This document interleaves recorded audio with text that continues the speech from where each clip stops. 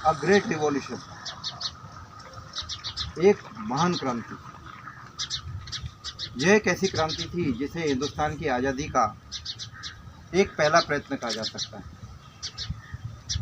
यह एक मजबूत और सशक्त प्रतिरोध था उन लोगों का,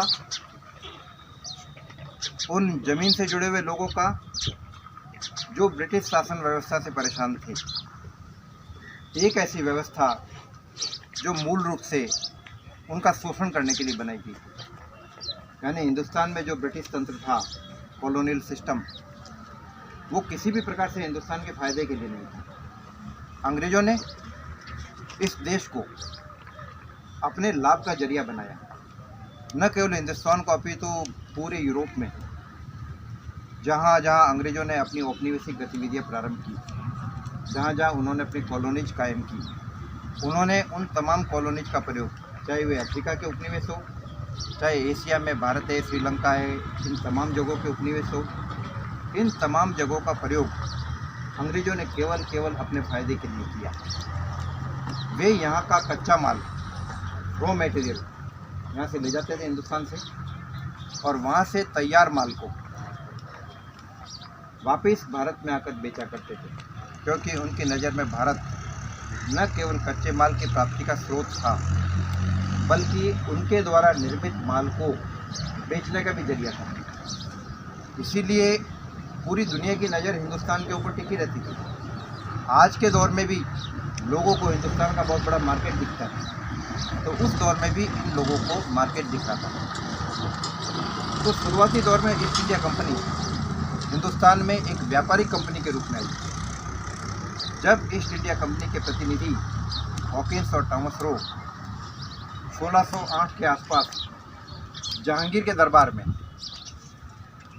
झुक कर सलाम कर रहे थे और व्यापार की अनुमति प्राप्त करने की कोशिश कर रहे थे, गिड़गिड़ा रहे थे, उस वक्त किसी ने भी यह सपने में नहीं सोचा होगा कि एक दिन वो आएगा जबकि यही लोग हिंदुस्तान की सत्ता पर नियंत्रण कर बैठेंगे और मुग़ल सम्राट बहादुर शाह जफर को निर्वासित करके न केवल हिंदुस्तान छुड़वाया जाएगा, बल्कि उसे उसके परिवार सहित रंगून में निष्कासित कर दिया जाएगा, और उस बादशाह को हिंदुस्तान में दफन होने के लिए 2 गज जमीन भी नहीं मिलेगी। किसी ने ये नहीं सोचा था कि इस व्यापारिक कंपनी के प्रतिनिधि आगे चलकर इतने ताकतवर होंगे कि वो मुग़ल सम्राट जफर के बेटों को कत्ल करके उनका सर थाली में सजाकर सम्राट के सामने पेश करेंगे।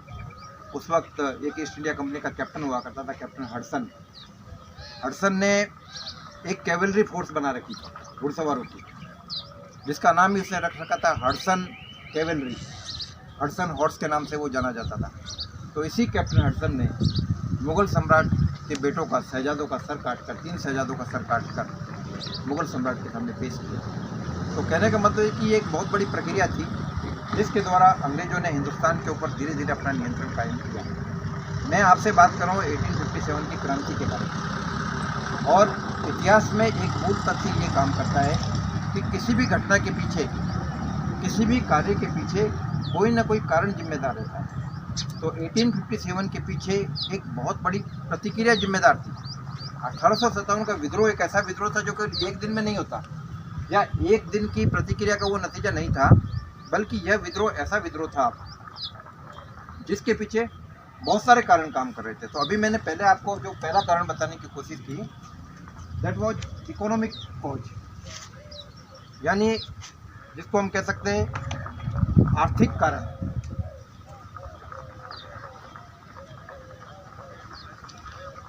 इकोनॉमिक कॉज के बारे में मैंने अभी आपको स्पष्ट किया, और एक शब्द मैं और बताता हूँ। खुद एक ब्रिटिश हिस्टोरियन था जॉन सुलिवान। जॉन सुलिवान ने ब्रिटिश आर्थिक तंत्र को परिभाषित करते हुए लिखा, बहुत शानदार तुलना की है।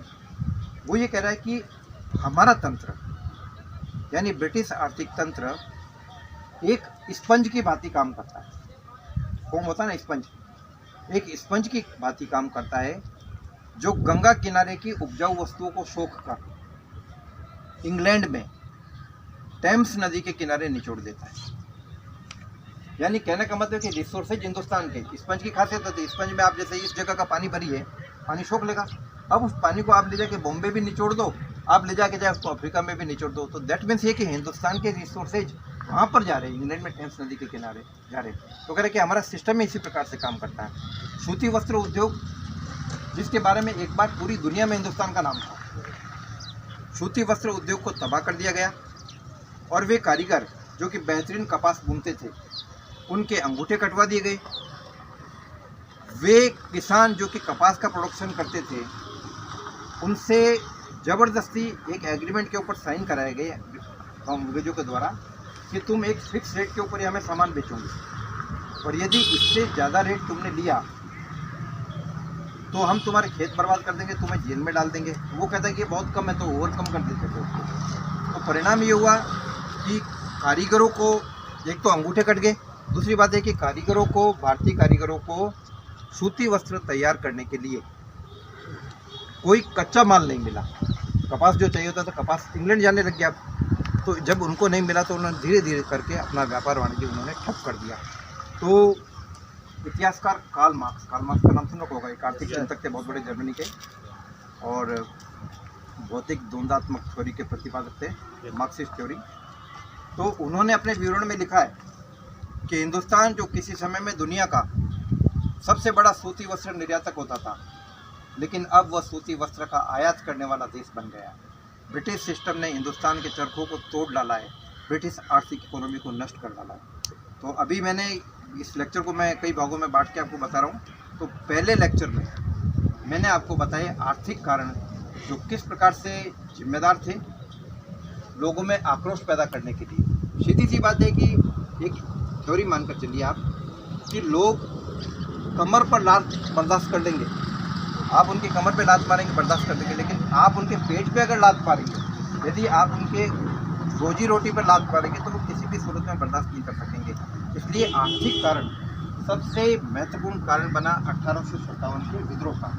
हालांकि इस विद्रोह के पीछे प्रशासनिक कारण भी जिम्मेदार थे, सैनिक कारण भी जिम्मेदार थे, जिनके बारे में मैं भी आपको आगे की कक्षा में बताऊँगा। तो अभी फिलहाल ये कक्षा है, फिर अभी हम दूसरे पेज में और चालू करते हैं।